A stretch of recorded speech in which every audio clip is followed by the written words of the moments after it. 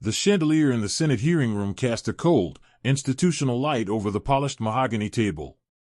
It was March 1967, and Washington, D.C. was a city divided, torn between those who believed in the war in Vietnam and those who had begun to question whether American boys should be dying in rice paddies 10,000 miles from home.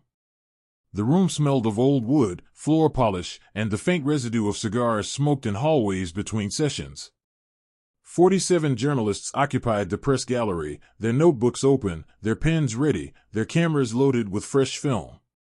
They had been told this would be a routine hearing, a brief appearance by a professional athlete who had made some controversial statements about military service. Most of them expected it to last 20 minutes. They expected polite questions, careful answers, maybe a headline or two for the sports section. They were wrong about everything. Muhammad Ali entered the room at exactly 10:14 in the morning. He wore a dark gray suit, perfectly tailored, white shirt, narrow black tie. His shoes were polished to a mirror shine. He moved with the kind of deliberate grace that made people stop what they were doing and watch, not the swagger of a showman, but the measured confidence of a man who understood that every step he took was being observed, analyzed, and judged. He was 25 years old. He was the heavyweight champion of the world. He was the most famous athlete on the planet. And he was about to walk into the most dangerous fight of his life, one where his fists would be useless. The committee was already seated when Ali arrived. 5 senators, 3 from southern states, 2 from the Northeast.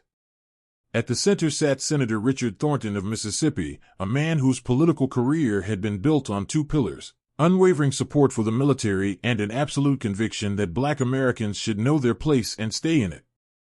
Thornton was 63 years old, silver-haired, square-jawed, with the kind of face that belonged on a coin or a campaign poster. He had served in the Pacific during World War II, had earned a Bronze Star, and had spent the subsequent 22 years in the Senate making sure everyone knew it. His military record was his shield, his sword, and his identity. Anyone who questioned the war, in his view, was questioning him personally. And Muhammad Ali had done more than question the war. He had refused to serve.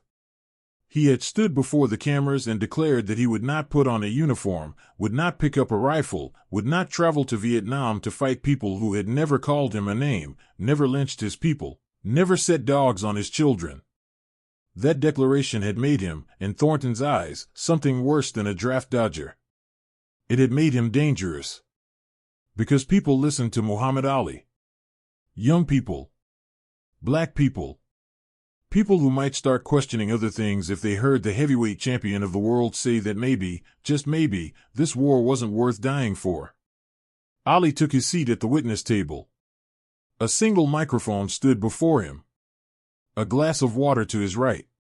His attorney, Hayden Covington, sat beside him, a thick folder of legal documents between them. Covington had advised Ali to keep his answers short, respectful, and focused on the legal basis for his conscientious objector status. Do not engage with provocation, Covington had warned. Do not let them turn this into a performance. Do not give them ammunition. Ali had listened politely. He always listened politely. But listening and obeying were 2 very different things, and Muhammad Ali had never been particularly good at the second one. Senator Thornton opened the proceedings with a prepared statement that took 11 minutes to deliver. He spoke about duty, about sacrifice, about the brave men and women who had given their lives so that Americans could enjoy the freedoms they too often took for granted. He spoke about the hundreds of thousands of soldiers currently serving in Vietnam, young men who had answered their country's call without hesitation, without complaint, without making speeches about it on television. He spoke about the meaning of citizenship, about the obligations that came with the privilege of being an American. And then he turned his attention to Muhammad Ali. His voice changed. The senatorial gravity gave way to something harder, something with edges. Mr. Ali, Thornton began, deliberately using the name that many in the establishment still refused to acknowledge, preferring instead the birth name Cassius Clay, a name Ali had shed along with everything it represented. Mr. Ali, you have been called before this committee because you have publicly refused induction into the United States Armed Forces. You have stated that your religious beliefs prevent you from serving your country in a time of war. Is that correct? Ali leaned toward the microphone. His voice was calm, measured, stripped of the theatrical flourishes that characterized his public persona. That is correct, Senator. I am a minister of the Nation of Islam. My faith forbids me from participating in wars on behalf of this government. Thornton's eyes narrowed. Your faith. He repeated the word as if tasting something unpleasant. Mr. Ali, there are millions of Americans of various faiths currently serving in Vietnam. Christians, Jews, Muslims. Men who pray to the same God you claim to worship. Yet they serve. They sacrifice. They fulfill their duty. What makes you different? Ali paused. Not because he didn't have an answer, but because he wanted the silence to do its work first. He had learned this in the ring, the power of the pause, the moment before the punch lands when the entire world holds its breath. Senator, those men made their choice. I respect their choice. I'm making mine. And I'm prepared to accept the consequences of mine, whatever they may be. Thornton leaned forward. The consequences, Mr. Ali, could include 5 years in federal prison and a $10,000 fine. You understand that? I understand it. And you're still willing to sit here and tell this committee, tell the American people, tell the families of soldiers who are dying right now in Southeast Asia, that you are too important, too special, too precious to serve alongside them? The room tensed. Every journalist's pen stopped moving. Every camera operator checked their focus. This was it. This was the moment the hearing had been building toward. Covington placed a hand on Ali's arm, a subtle signal to stay measured, to remember the legal strategy, to not take the bait. Ali glanced at his attorney. Then he looked back at Thornton. And something shifted in his expression. Not anger. Not defiance.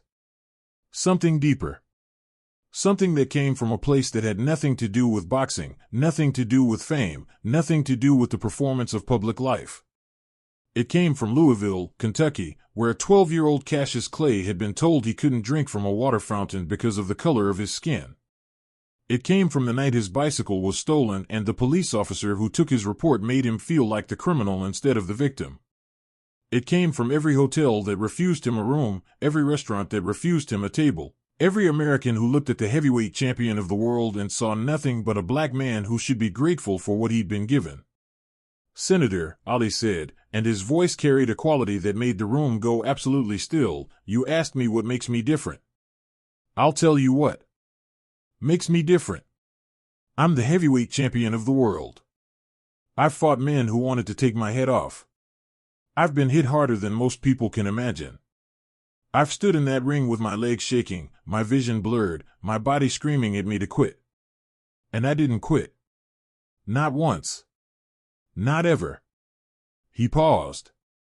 So when you sit there and suggest that I'm afraid, that I'm a coward, that I'm trying to avoid sacrifice, I need you to understand something. I'm not afraid of Vietnam. I'm not afraid of prison. I'm not afraid of you or this committee or anything this government can do to me. What I am is a man who refuses to travel 10,000 miles to drop bombs on brown people who never called me a name. Who never lynched my mother. Who never turned dogs and fire hoses on my children. Who never stole 400 years of labor from my ancestors. You want me to put on a uniform and fight your war? Where was this country's uniform when my people needed protection? Where was the army when they were hanging black men from trees in Mississippi? Where were these brave soldiers you keep talking about when little girls were being blown up in churches in Birmingham?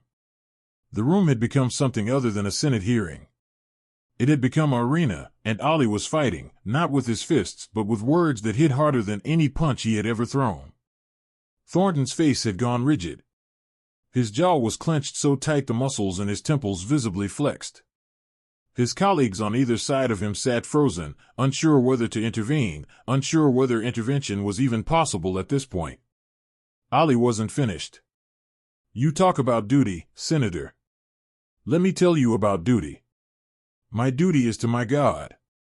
My duty is to my conscience.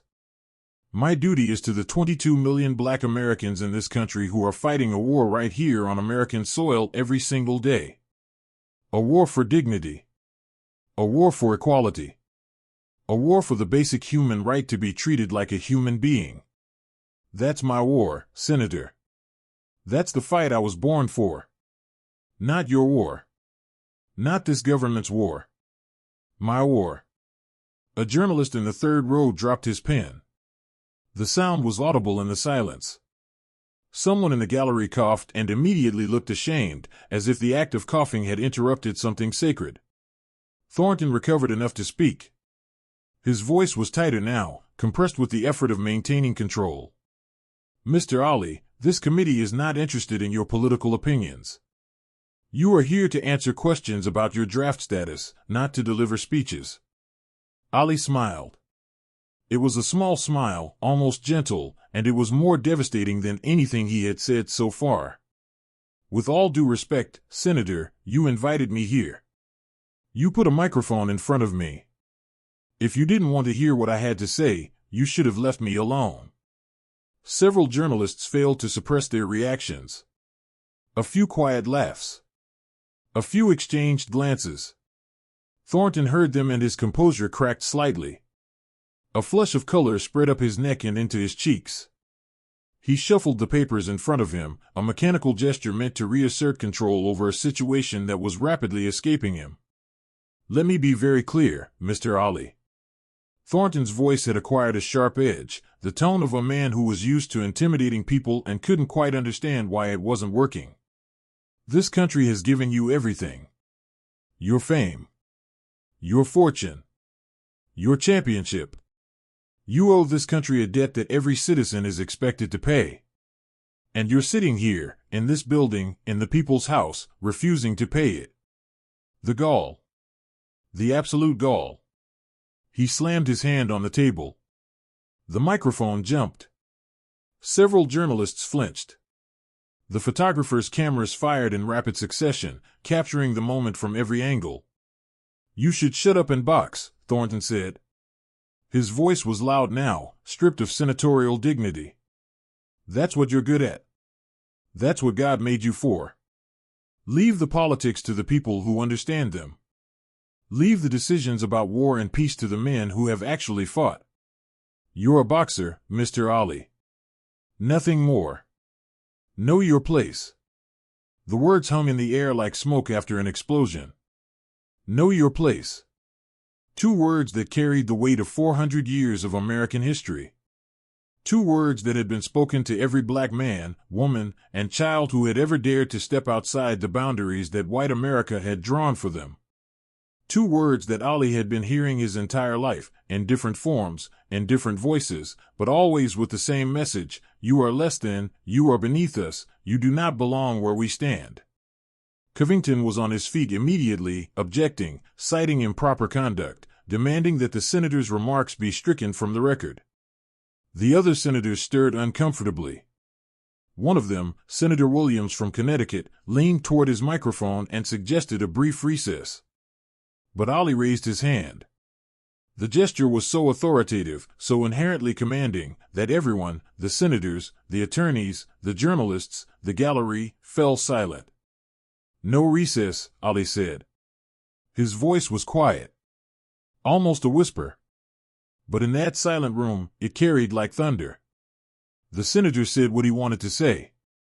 Now I'll say what I need to say. Thornton opened his mouth to object, but something in Ali's expression stopped him. It wasn't threatening. It wasn't hostile. It was something far more unsettling. It was the look of a man who had been underestimated for the last time. You told me to know my place, Ali said.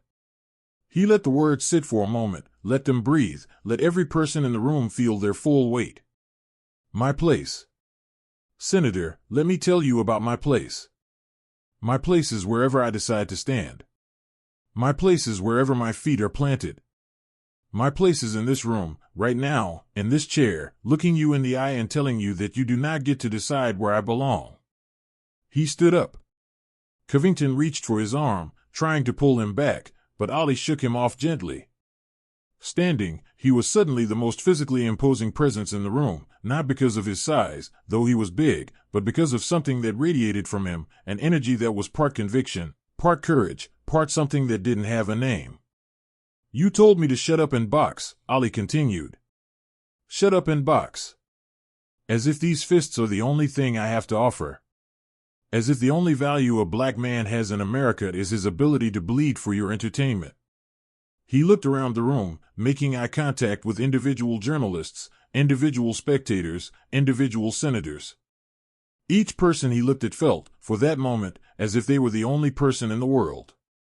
I am more than a boxer. I am more than an athlete. I am more than a name on a contract or a face on a poster. I am a man. A free man. A thinking man. And I will not be told to shut up by anyone, not by this senator, not by this committee, not by this government, not by anyone on this earth. Because my voice is the one thing you cannot take from me. You took my ancestors' names. You took their language. You took their culture. You took their freedom. You took their labor. You took their dignity. You took everything a people can have taken from them. But you did not take their voice. And you will not take mine. A woman in the gallery began to cry. Not loudly, not dramatically, just the quiet tears of someone who was hearing something they had needed to hear for a very long time. She wasn't alone. Several people in the room had moisture in their eyes, journalists who were supposed to be objective, gallery members who had come expecting theater and found something else entirely. Thornton sat rigid in his chair. His face had gone through several colors during Ali's speech, from red to white to something approaching gray. His colleagues on either side of him were carefully not looking at him, carefully maintaining the fiction that this hearing was proceeding normally, that a 25-year-old boxer had not just dismantled a United States senator with nothing but the truth and the courage to speak it. Ali wasn't done. You want to know why I won't fight in Vietnam? I'll tell you why. Because I am already fighting. Every day. Every single day of my life. I fight when I wake up black in America. I fight when I walk into a room and see the fear in people's eyes. I fight when I'm told that I should be grateful for the opportunity to be treated as 3/5 of a human being. I fight when I watch children in my community grow up believing that they are less than because every institution in this country tells them they are. He pointed at Thornton. Direct. Unambiguous. You have the luxury of choosing your wars, Senator. You pick the ones that come with medals and parades and monuments. My war doesn't come with any of that. My war comes with handcuffs. My war comes with prison sentences. My war comes with men like you telling me to shut up and know my place. But I'll tell you something. His voice dropped even lower, and the room leaned forward collectively, drawn by a gravity that had nothing to do with physics. I would rather spend 5 years in an American prison standing up for what I believe than spend 5 minutes in Vietnam fighting for what I don't. You can take my title. You can take my passport. You can take my freedom. But you cannot take my soul. And my soul tells me that this war is wrong. That killing people who have done nothing to me is wrong. That following orders I know to be immoral just because a government tells me to is wrong. And if that makes me a criminal in this country, then this country needs to take a long, hard look at its definition of crime. The silence that followed was unlike anything the room had ever contained. It wasn't the absence of sound. It was the presence of something, a collective recognition that what had just occurred transcended the boundaries of a Senate hearing, transcended politics, transcended the question of one man's draft status. Something had shifted. Not in the law, not in the political calculus, not in the machinery of government that would continue to grind forward regardless. Something had shifted in the air itself, in the space between what America said it was and what America actually was. Thornton stared at Ali for what seemed like a very long time. His expression was difficult to read. There was anger, certainly. There was frustration. There was the particular discomfort of a powerful man who has been publicly exposed, not through scandal or corruption, but through the simple, devastating act of someone telling the truth in a room full of people who had forgotten what it sounded like. The senator opened his mouth, closed it, opened it again. He looked down at his papers, shuffled them unnecessarily, and finally spoke in a voice that had lost all of its previous authority. "This committee will take a 15-minute recess." He brought the gavel down with a crack that sounded like surrender. The room erupted.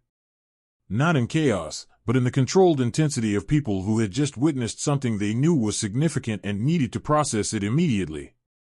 Journalists scrambled for the doors, racing to file their stories, to call their editors, to be the first to tell the world what had happened in room 216 of the Senate office building on a Tuesday morning in March 1967. Photographers were checking their cameras, comparing shots, already knowing that the images they had captured would outlive them. Gallery members stood in small clusters, talking in low voices, some wiping their eyes, some simply staring at the empty witness table as if the ghost of what had just occurred still sat there. Ali remained at the table. He didn't move during the chaos that erupted around him. He simply sat, his hands folded in front of him, his eyes fixed on some point in the middle distance that only he could see.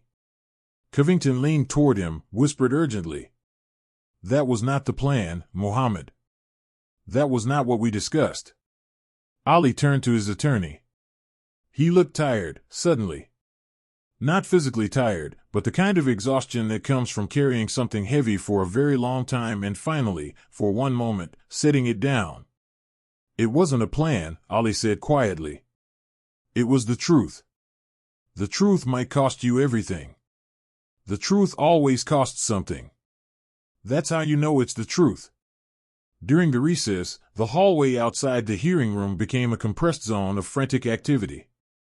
Journalists who had covered Washington for decades, who had reported on presidential press conferences and Supreme Court decisions and international crises, were telling their colleagues that what they had just witnessed was different. Not bigger, necessarily, but different in kind. A young reporter from the Baltimore Afro-American, a black newspaper that had been covering the civil rights movement since its inception, stood against the wall with tears running openly down her face. She wasn't embarrassed. She didn't wipe them away. An older white journalist from the Associated Press saw her, started to look away out of habit, then stopped. He walked over and stood beside her without speaking. After a moment, he handed her his handkerchief. She took it, nodded her thanks. They stood together in silence, two journalists from different worlds, united by the recognition that something important had just happened. Inside the hearing room, Thornton sat alone at the committee table. His colleagues had retreated to their offices, making phone calls, consulting advisors, trying to figure out how to proceed. Thornton didn't move. He sat with his hands flat on the table, staring at the microphone in front of him as if it had betrayed him. Aide approached, leaned down, whispered, "Senator, the press is asking for a statement." Thornton didn't look up. "No statement." "Sir, they're going to write their stories regardless. Better to get ahead of it." "I said no statement." The aide retreated. Thornton continued to sit. He was thinking about something Ali had said. Not the dramatic parts, not the soaring rhetoric that would make the headlines. He was thinking about a quieter moment, a single sentence that had slipped past his defenses and lodged somewhere uncomfortable. "You have the luxury of choosing your wars." Thornton had fought in the Pacific. He had seen combat. He had watched friends die. He had earned his Bronze Star in a firefight on Okinawa that left 7 men in his platoon dead. He had never, not once in 22 years of public service, questioned the righteousness of that war or any war America had fought since. But sitting alone in that empty hearing room, with the echoes of Ali's words still hanging in the air, Richard Thornton experienced something he hadn't felt in a very long time. Doubt. Not about the war. Not about Vietnam. About himself. About the certainty that had been the foundation of his entire career. About the possibility that certainty itself might be the most dangerous thing a man could possess. He pushed the thought away. Buried it under layers of duty, habit, and the instinct for political survival that had kept him in office for over 2 decades. But it didn't quite die. It settled into a corner of his mind and waited, the way doubts do, for a moment of weakness to reassert itself.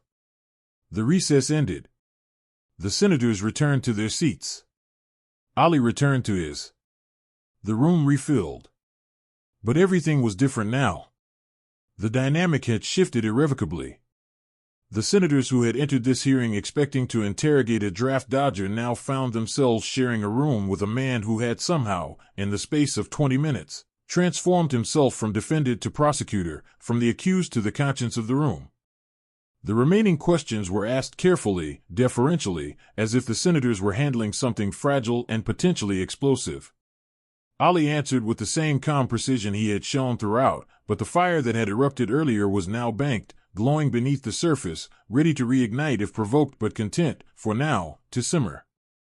Senator Williams from Connecticut, who had been largely silent during the first half of the hearing, asked the final question. Mr. Ali, regardless of the outcome of these proceedings, regardless of what this committee recommends, what do you want the American people to know? Ali considered the question. He looked at Williams, and something in his expression softened. Not weakness. Recognition. The recognition of a question asked in genuine good faith, a rare commodity in that room on that day. I want them to know that I love this country, Ali said. His voice was different now. The thunder was gone, replaced by something quieter, more intimate, as if he were speaking not to a committee or a gallery or a nation but to a single person sitting across a kitchen table. I love America. I love what it could be. What it promises to be. I love the words in your Constitution, the ideas in your Declaration. All men are created equal. Life, liberty, the pursuit of happiness. Beautiful words. Powerful words. But words are not enough. Words without action are just poetry. And poetry doesn't stop bullets. Poetry doesn't integrate schools. Poetry doesn't make a black child feel like he belongs in his own country. He paused. I'm not against America. I'm against the distance between what America says and what America does. I'm against the gap between the promise and the reality. And I believe that gap will only close when people, ordinary people, extraordinary people, all kinds of people, stand up and say no. No to injustice. No to inequality. No to wars that serve power instead of people. He looked directly into the nearest camera. I may go to prison for what I've said today and for what I've refused to do. If I do, I'll go with my head high. Because I know that what I'm doing is right. Not easy. Not popular. Not profitable. Right. And in the end, right is the only thing that matters. Right is the only thing that lasts. The hearing concluded at 12:47 in the afternoon. Total duration, 2 hours and 33 minutes. Ali stood, buttoned his jacket, nodded respectfully to the committee, and walked out of the room. He did not look back. In the hallway, the scene was chaos. Cameras, microphones, shouting journalists, supporters who had gathered, opponents who had come to protest. Ali moved through all of it with the same measured grace he had shown entering the room 3 hours earlier. He didn't stop for questions. He didn't make statements. He simply walked, flanked by Covington and 2 associates, toward the building's exit. Outside, on the steps of the Senate office building, he paused. It was a bright day, unseasonably warm for March. The sun hit his face and he closed his eyes for a moment, just a moment, feeling the warmth. A photographer captured this image. It would become one of the most famous photographs of the era, though no one knew it at the time. Muhammad Ali, 25 years old, heavyweight champion of the world, standing on the steps of American power with his eyes closed and his face turned toward the sun. It looked like prayer. It looked like peace. It looked like a man who had just done the hardest thing he would ever do and survived. The consequences came quickly and without mercy. Within weeks, the New York State Athletic Commission stripped Ali of his boxing license. The World Boxing Association stripped him of his title. His passport was confiscated. He was banned from leaving the country. He was effectively banned from his profession, unable to fight, unable to earn a living doing the only thing he had been trained to do. The financial devastation was immediate and severe. Ali had been earning millions. Suddenly, he was earning nothing. Endorsement deals evaporated overnight. The phone stopped ringing. Friends who had crowded around him during the championship years disappeared with a speed that would have been comical if it weren't so painful. He was 25 years old, and the establishment had decided to destroy him. Not through violence, though there were death threats, hundreds of them. Through something more insidious. Erasure. They would take his title, his livelihood, his ability to travel, his public identity, and wait for him to break. Wait for him to come crawling back, apologize, put on the uniform, shut up and box, know his place. They would wait a long time. Ali didn't break. He didn't bend. He didn't apologize. He didn't recant. He did something that the establishment hadn't anticipated, something that disrupted their calculations entirely. He spoke. He went to colleges, to churches, to community centers, to anywhere that would have him. He spoke about the war, about race, about justice, about the meaning of courage. He spoke without notes, without scripts, without the safety net of prepared remarks. He spoke from the same place he had spoken from in that Senate hearing room, from the intersection of conviction and experience, from the place where personal truth meets universal truth and becomes something that cannot be ignored. At Howard University, 3 weeks after the hearing, he addressed an audience of 2,000 students. The gymnasium was packed beyond capacity. People stood in the hallways, sat in the windowsills, pressed against the walls. When Ali walked in, the ovation lasted 4 minutes. He stood at the podium and waited for silence. When it came, he spoke quietly. "They took my title," he said. The room was so still you could hear the fluorescent lights buzzing overhead. "They took my belt, my license, my right to fight. They took my passport so I can't leave this country. They took my money. They took everything they could think of to take." He paused. "But they couldn't take my name. They couldn't take my faith. They couldn't take my voice. And they couldn't take the truth. Because the truth doesn't belong to me. It doesn't belong to any man. It belongs to the universe. And the universe doesn't recognize governments, or committees, or boxing commissions." The crowd erupted. Not in applause, but in something deeper, something more primal, a collective exhale of recognition from 2,000 young black Americans who had just heard someone articulate the reality they lived every day. Ali spent the next 3 years in exile from boxing. 3 years and 7 months. The prime of his athletic career, stolen. The years when his speed, his reflexes, his physical gifts were at their absolute peak, consumed by legal battles, speaking engagements, and the grinding daily reality of being the most famous unemployed man in America. He was convicted of draft evasion in June 1967. Sentenced to 5 years in prison. Released on bail pending appeal. The appeal process would take years, winding through the courts with the slow inevitability of a river finding the sea. During those years, something extraordinary happened. The same establishment that had tried to silence Ali watched, with growing alarm, as his voice grew louder. Not because he was shouting. Because the world was learning to listen. The anti-war movement, which had been growing throughout the mid-1960s, found in Ali's stand a galvanizing symbol.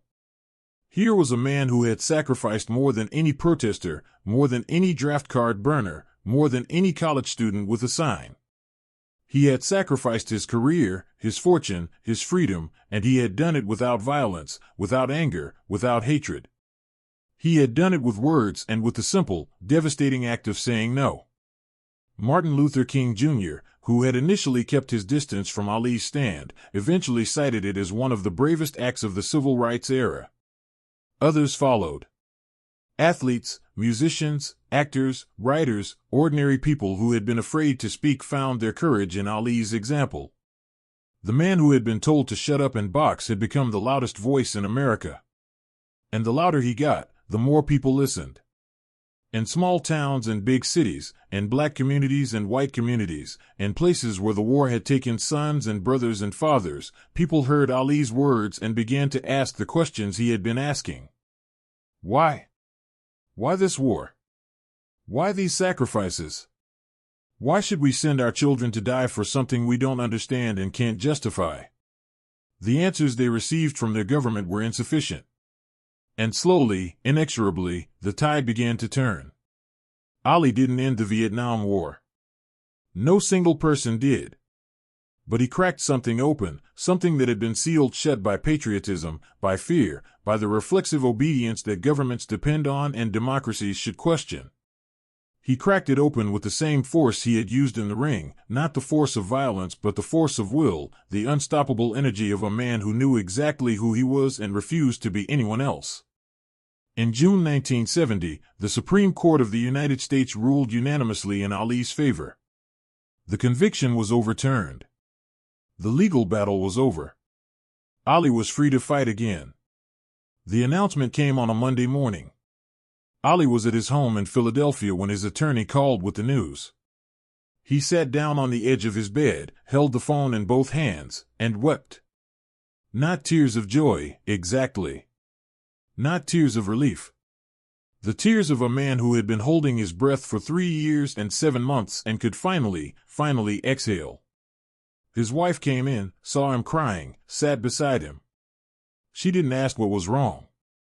She had been with him through all of it, through the hearings and the conviction and the exile and the death threats and the money problems and the loneliness that comes from standing alone against the most powerful government on earth. She knew what these tears meant. They meant it was over. But it wasn't over. Not really. Because the Ali who returned to boxing was not the same Ali who had left. He was older. Slower. The reflexes that had made him untouchable had dulled by 3 years of inactivity. The legs that had danced around the ring with impossible grace now carried the weight of everything he had endured. He would still fight. He would still win. He would reclaim the heavyweight championship, not once but twice more. He would produce some of the greatest moments in boxing history, the fight of the century against Frazier, the rumble in the jungle against Foreman, the thriller in Manila. He would prove, again and again, that he was indeed the greatest. But those victories, as magnificent as they were not his greatest achievement. His greatest achievement happened in a Senate hearing room on a Tuesday morning in March 1967, when a 25-year-old boxer looked a United States senator in the eye and said, "You do not get to decide where I belong." That was the fight that mattered. That was the punch that changed the world. Not the ones thrown in the ring, but the ones thrown with words, in a room full of people who expected him to be grateful, expected him to be obedient, expected him to shut up and box. He didn't shut up. He never shut up. And the world is different because of it. Years later, long after the war ended, long after the protests faded, long after Ali's boxing career concluded and Parkinson's disease began its slow, cruel theft of the voice that had shaken a nation, a reporter asked him about that day. About the hearing. About Thornton. About the moment he stood up and refused to know his place. Ali was older then. His speech was slower, his hands trembled, his body bore the accumulated damage of a lifetime spent fighting in every sense of the word.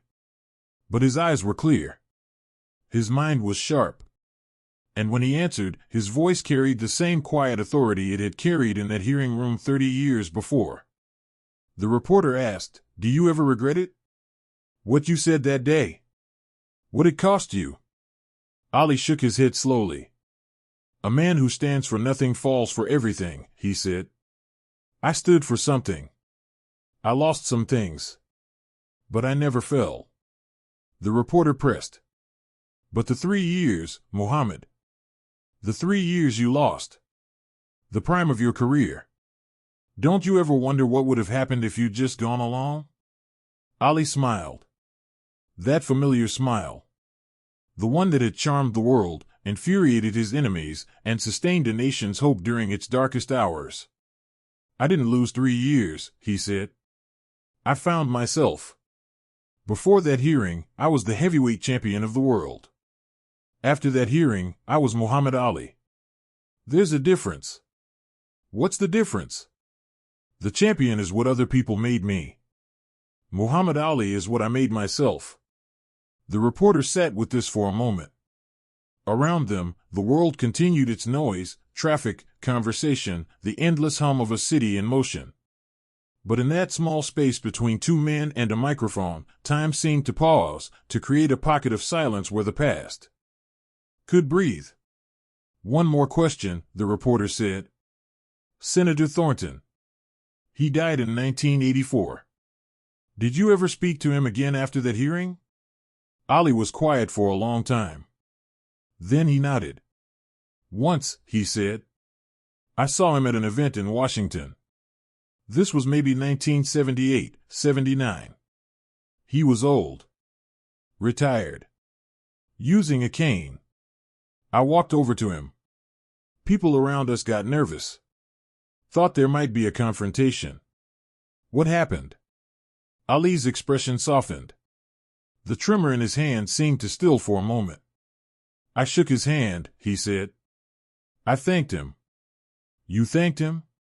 The reporter couldn't hide his surprise. For what? For making me prove who I was. Ali's eyes glistened. That man told me to shut up and box. Told me to know my place. Told me I was nothing but a fighter. His voice dropped to barely a whisper. And in trying to silence me, he gave me the loudest voice I ever had. The reporter stared. Ali continued, his voice gaining strength. You see, that's the thing about people who try to put you in a box.